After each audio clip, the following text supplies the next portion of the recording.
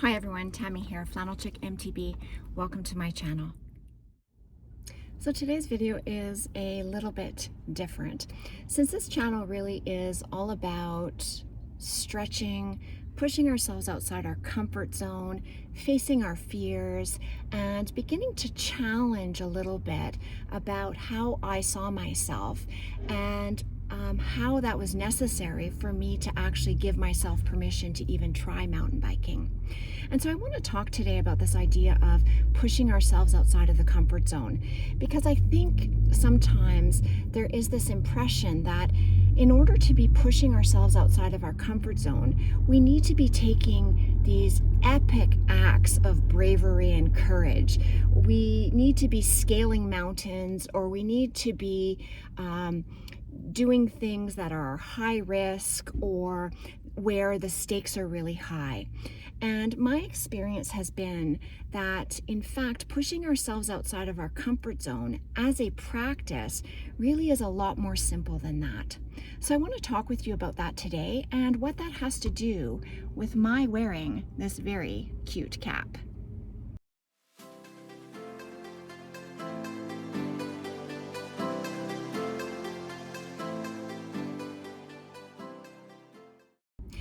Regardless of what it is that we are doing in terms of pushing ourselves outside of our comfort zone, the mere fact that it is outside our comfort zone means that we're going to have emotion about it.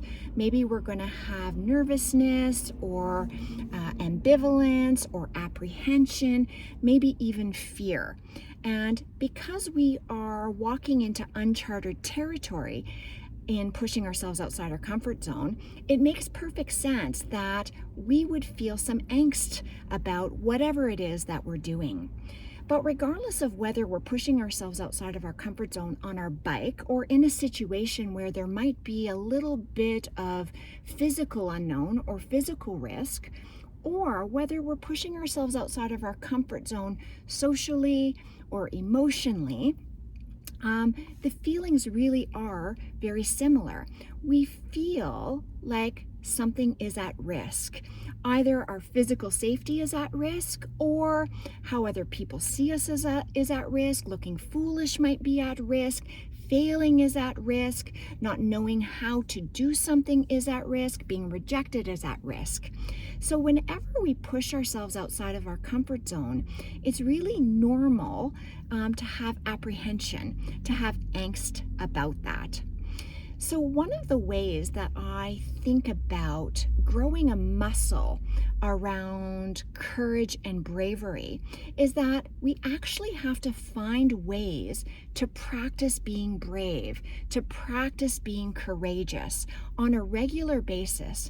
And by doing that, we actually build a muscle, a courage muscle, a bravery muscle.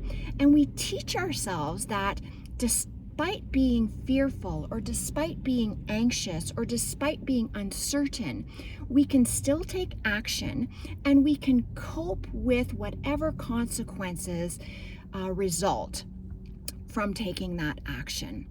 And so if we want to be more confident, if we want to be more brave, we want to be more courageous in life, we need to create these little experiments in our life where we are taking brave action, bold action. And that doesn't need to be, again, like scaling mountains or walking a tightrope across a valley. We can ask ourselves, what am I nervous about doing? What makes me a little bit anxious? And we can begin creating ways of practicing that. So for instance, if socially you're a little bit nervous, pushing yourself outside of your comfort zone might just mean walking up and introducing yourself to someone.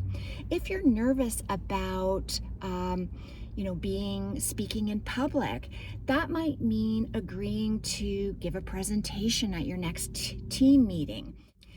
And so whether you're nervous or anxious or pushing yourself outside of your comfort zone in the physical realm or in the social emotional realm, the feelings around it tend to be very much the same. Now, the stakes are different, obviously. If you can run the risk of getting physically hurt or run the risk of rejection, obviously we would agree those are different stakes.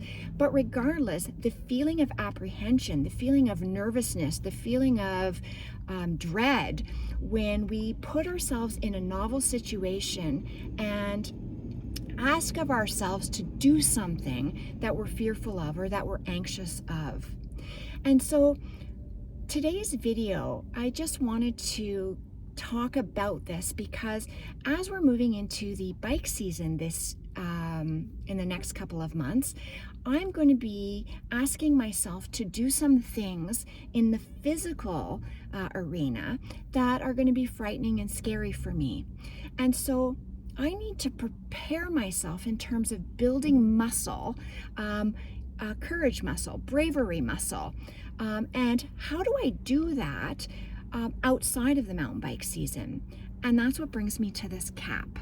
And so some of you have commented on my Biker Babe cap because I've worn it in, I think, another video or maybe two. And I want to tell you about how wearing this cap, buying this cap, and wearing this cap is actually pushing myself outside of my comfort zone.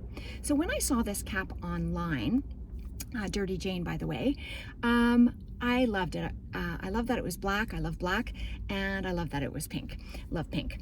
And I thought that is such a cute cap. And I love the idea of Biker Babe. But to be honest with you, the word babe is not a word that I would ever identify with. It's not a word that I would say I would be comfortable considering myself as or calling myself.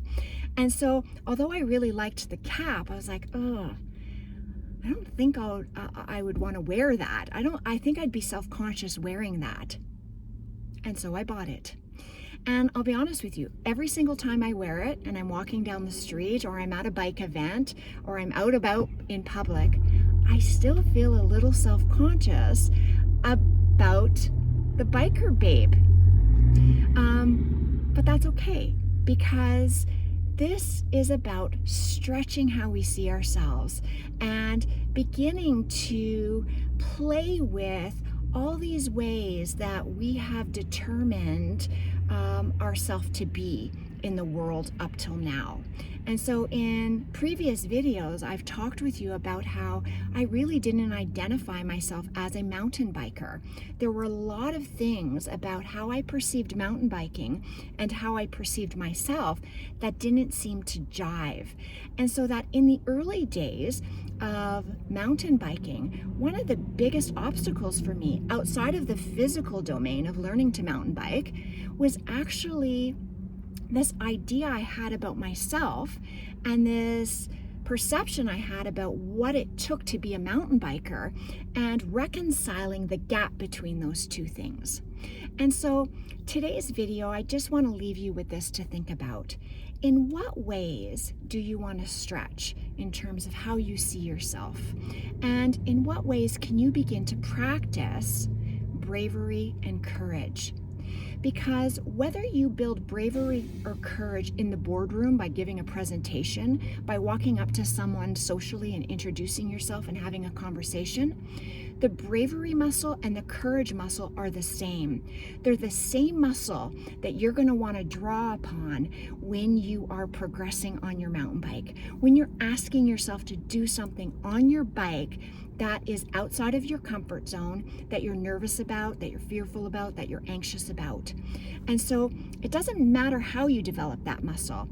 It's going to be the same muscle that you're going to call upon on the bike. So begin thinking about, how might I practice this off the bike and start to develop a sense of confidence in my ability to do scary things, whether that's scary emotionally, scary socially, or scary physically. I hope you found some value in today's video. I would love to hear from you in terms of how you practice bravery and courage in your life, on or off the bike.